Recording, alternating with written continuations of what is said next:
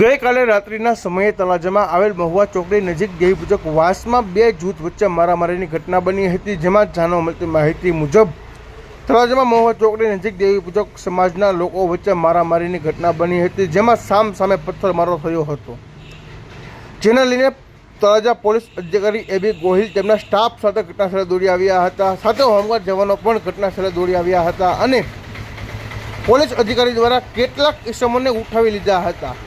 જો લાઈ પથ્થરમારો.